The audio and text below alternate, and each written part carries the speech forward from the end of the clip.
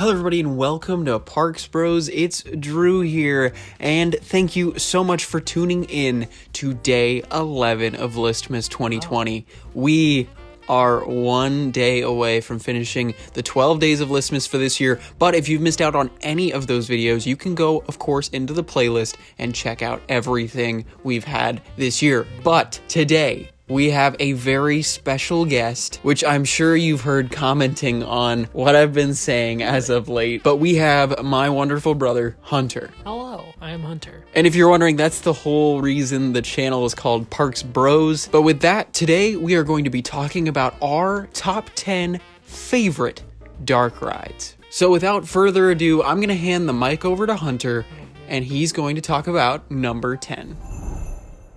Coming in at number 10 for our top 10 dark rides list is Roger Rabbit Cartoon Spin at Disneyland Park, California. This wonderful dark ride puts you in Cabby. Is his name Cabby? Don't know. I don't know. Now, this wonderful dark ride takes you through the story of the movie, minus the human actors, which, I mean, that makes sense, but is such an interesting concept for a dark ride where it has just controlled spins. Like a teacup. Yes, like a teacup, but it actually makes sense to the story, and it's not you controlling the spin like Buzz Lightyear. It's actually spinning, like out of control. It's such a cool concept for a dark ride, and also all the visuals and just special effects they use to make it seem like you're in a cartoon are really good. And honestly, I wish I could go on this dark ride a lot more. Overall, Roger Rabbit's Cartoon Spin is one of my favorite dark rides. Now, moving around in the same park, that's right, Disneyland, we're heading to New Orleans Square for Haunted Mansion, which takes place in an old plantation-style house and is host to 999 ghosts, and they are expecting 1,000th to join them. Will it be you? But this terrifying and fun ride brings you into the afterlife with catchy tunes and terrifying visuals. But the Haunted Mansion, through its 50 plus years of operation, has become one of the most iconic attractions in the world, and I can definitely understand why. Haunted Mansion is one of those rides you just have to check out. Going all the way from Anaheim, California to Hollywood, California at Universal Studios Hollywood, our number 8 pick is Transformers The Ride. Now, Transformers has you defending a shard of the Allspark within the Autobot known as EVAC. And to be honest, the ride itself is a great fusion of both practical sets and video screens, and is a prime example of what the combination of those two things can do for a dark ride. And though the story is kind of generic, defend the Allspark from the Decepticons Transformers story, the great practical effects along with the 3D giant bubble screens allow you to be extremely immersed within the world of Transformers. And also the fact that the ride vehicle is also a character within itself and even interacts with the people in the ride vehicles. It's just such a good way to immerse the riders within the world of the attraction. Transformers is definitely an awesome ride, and I can definitely agree. The interaction that you've mentioned in both of your numbers so far, with your vehicle being a main part of the story, is very cool. But this, however, at number 7, does not have that as a feature, because this is the ever classic Calico mine ride at Knott's Berry Farm. This ride is just ridiculously iconic in every sense of the word. When it first opened, it was an amazing feat of engineering, imagination, and ingenuity. This amazing dark ride takes you through the Calico mines and shows you what it would be like to be a miner in the 1800s out in California. And to be honest, as much as this is an amazing storytelling adventure, it's also kind of a history lesson within itself, which personally for me is another aspect that I love about this ride. But this multi-level experience with quite the explosive ending is something you have to ride whenever you visit Knott's Berry Farm. Going back to Disneyland for our number 6 is the classic Fantasyland dark ride, Mr. Toad's Wild Ride. Starting out in Toad Manor, this ride puts you in the feet of Mr. Toad as you go on an automobile-based rampage throughout Toad Manor and beyond. This dark ride is extremely fast-paced and has a lot of sudden turns, which makes it very fun and exciting to experience. Also, being one of the classic Fantasyland dark rides, it is not that advanced, but still fun nonetheless. Overall, this classic is very fun, and you should definitely ride it when you're at Disneyland, because it usually is a short wait too.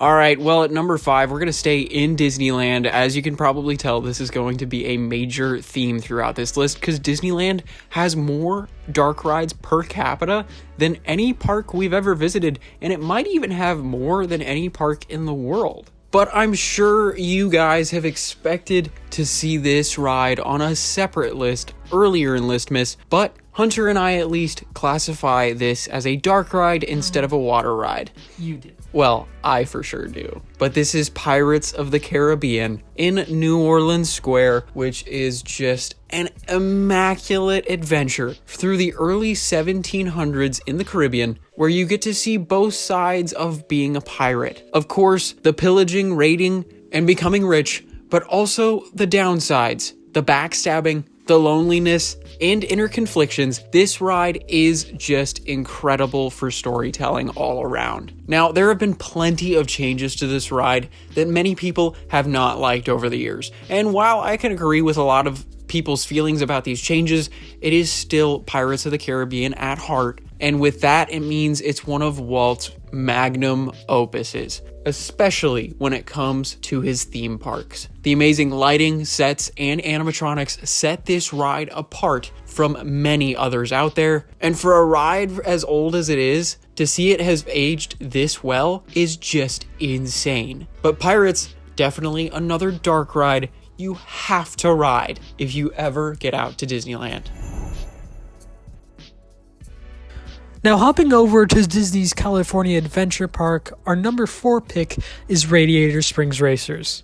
Now, this attraction has you cruising through Ornament Valley, Radiator Springs, and through all the iconic locations of the Cars movie to participate in a race with another car. In this ride, you meet a lot of the characters from the Cars universe in animatronic form. These animatronics are some of my favorites to look at because they're just so detailed and look like they're straight out of the movies. Throughout this attraction, there are both fast and slow sequences. To be honest, while it is one of the faster dark rides, it is also one of the most fun just to ride. So, if you ever stop by Radiator Springs, make sure you hop on this one and make sure to go racing. For number 3, we head back to Universal Studios Hollywood for, of course, another non-traditional dark ride, I guess you could say. But this is Harry Potter and the Forbidden Journey. This ride takes you on a broom throughout all of the famous locations of Harry Potter and, of course, Hogwarts. Now, this attraction's queue is already worth it just because of how detailed and amazing it is. It takes you straight through Hogwarts Castle and shows you as many details as possible within a confined space. There are moving pictures and even places you can meet, of course, Dumbledore and Harry and the rest of the gang. Now, that's without even talking about the ride itself. Now, this ride actually takes place on a robotic arm type vehicle, which is just insane. But it does simulate that broom riding experience incredibly well, with Hermione making sure you can fly even if you're a muggle, to tour the school and have some fun before a dramatic Quidditch match. There's a problem though.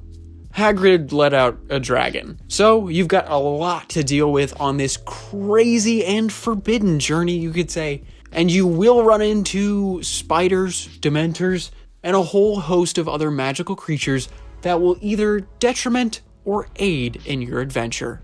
But I will say, after the first time I rode this, I was flabbergasted and would have said at that time it was the best ride I had ever been on, bar none.